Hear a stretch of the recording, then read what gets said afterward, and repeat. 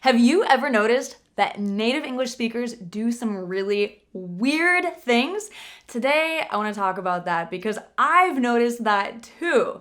You may know that I have lived and taught English abroad in Japan and Brazil and traveled quite a bit, and also taught English to people from over 150 different countries. And so I've noticed that we native English speakers do things a little bit differently than English learners. And I'm not talking about making mistakes, grammar, vocabulary, stuff like that. I'm talking about behavior. And so I thought it would be fun today to talk about 6 or 7 really weird things that native English speakers do that I don't think English learners do. You can correct me if I'm wrong, and please add to this list if you would, if you think of anything additional in the comments. So if you like this kind of video about language learning and culture and behavior and how to really speak and behave like a native speaker, then make sure to subscribe here to Go Natural English so you don't miss another lesson soon.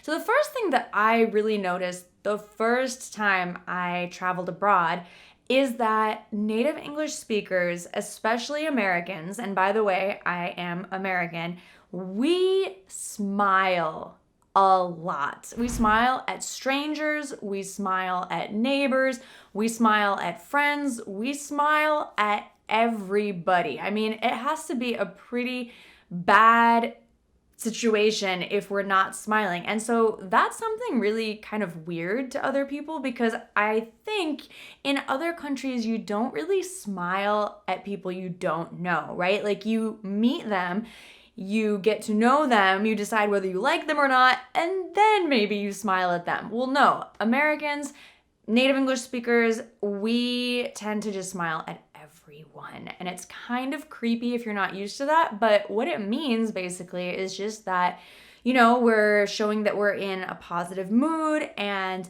that we are acknowledging your presence. It doesn't mean that I'm in love with you. It doesn't mean like anything weird. It's just kind of how we're super friendly to people from the get-go, like even before we meet you. Another thing that native English speakers do more than English learners is code switch.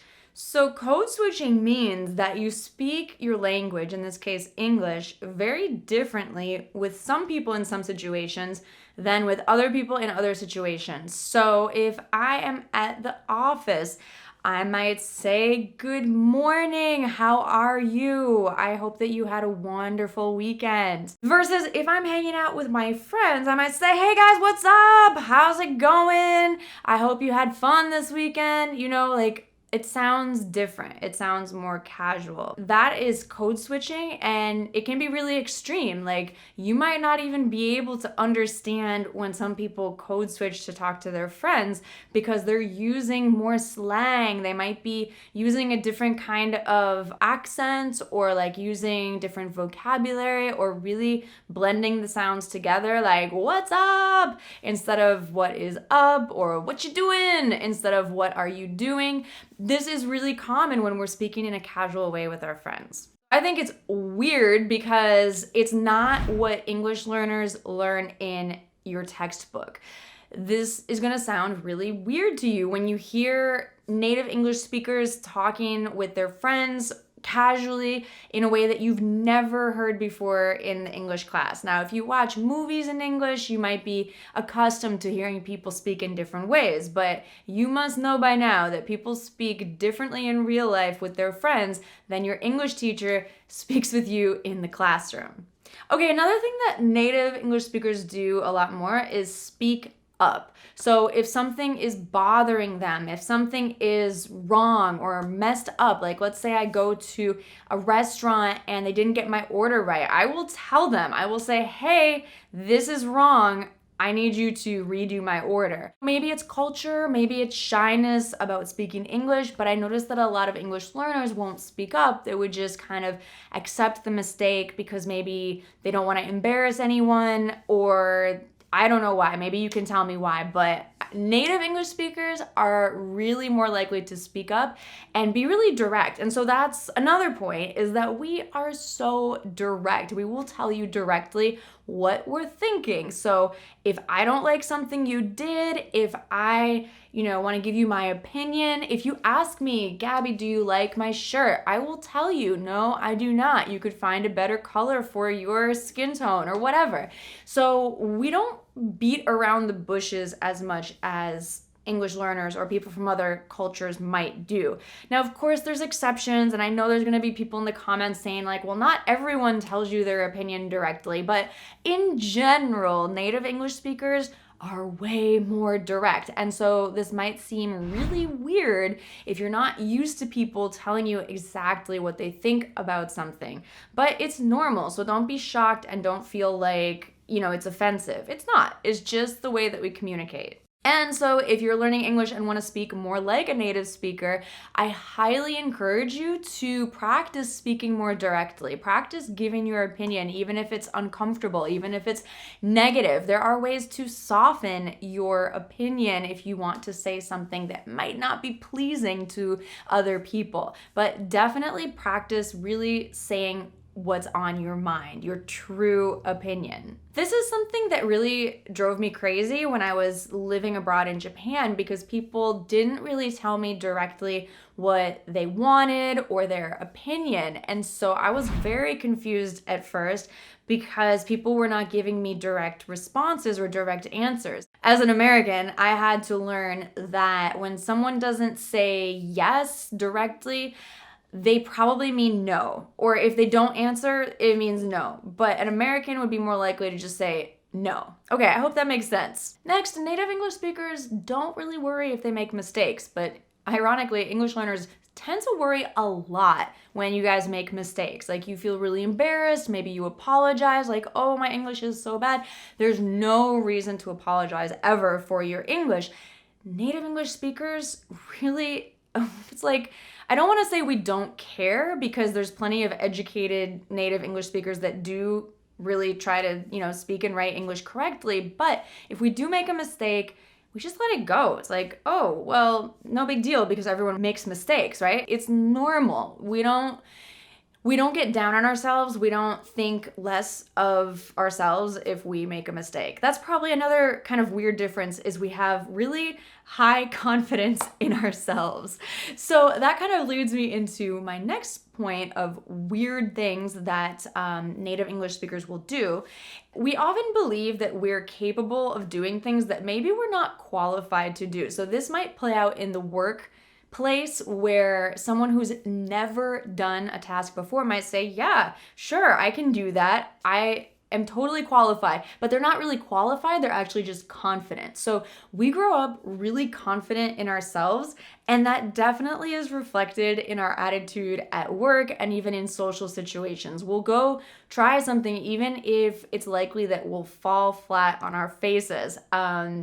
It's just something cultural. And I think it can be a good thing, because we're more likely to try things outside of our comfort zone and be maybe creative, like starting a business or something. Failing is part of learning. And so that's something that I tell my English learners all the time, you guys, is you have to make more mistakes, because failing is part of learning and improving yourself, your learning, your life, right?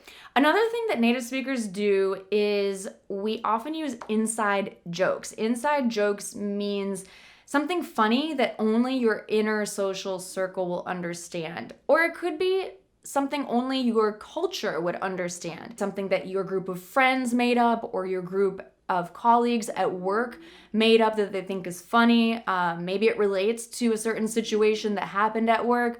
Or, it could be a cultural thing, like, that's what she said. This is kind of a cliche joke at this point, but it's kind of a reference to, I don't know, something from a TV show or something, but it's supposed to be funny. Like, you might hear someone say, oh, that's what she said.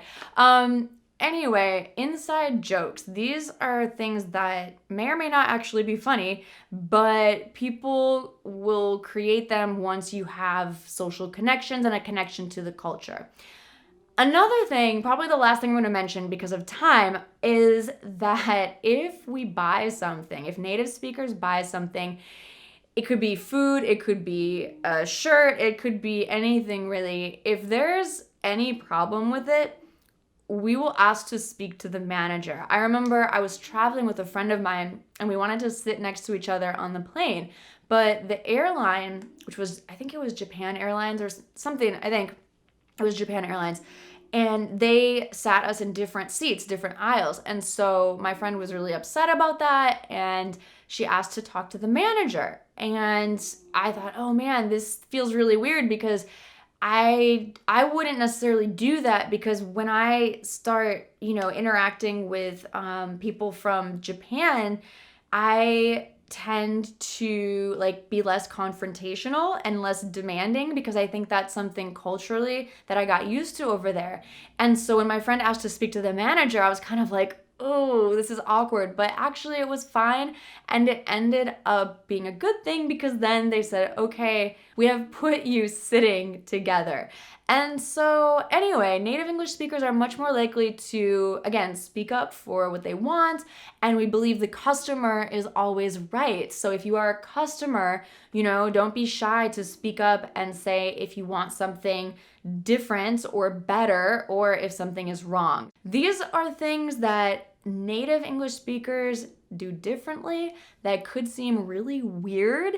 I'm not saying they're right or wrong, because each culture has different values and different norms, but these are things that I'm used to that you may not be used to if you're not, from the United States or an English-speaking country, or if you don't live here. But I just wanted to chat with you about a few things and see what you thought about them. So let me know what you think about these points, and also if you can think of anything else that is a little bit different about native English speakers. All right, thanks so much for watching, and I hope you enjoyed it. Make sure to hit the subscribe button here at Go Natural English to help us out and grow our community online. You can learn more English with me at gonaturalenglish.com, where we have hundreds of free lessons on our blog, and we have our ebook and our complete course on our website there as well at gonaturalenglish.com. I will see you in another video soon. Thanks so much for watching. Bye for now.